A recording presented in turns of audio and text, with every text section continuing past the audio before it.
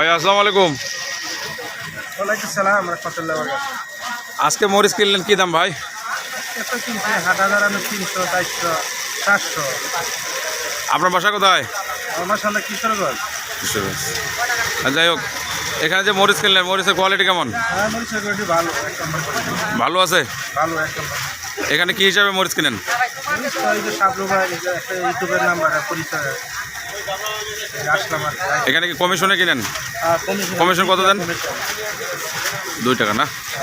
উনি কি আপনার সবার সঙ্গেই? হ্যাঁ সবার সঙ্গে। আচ্ছা আচ্ছা, যাই হোক।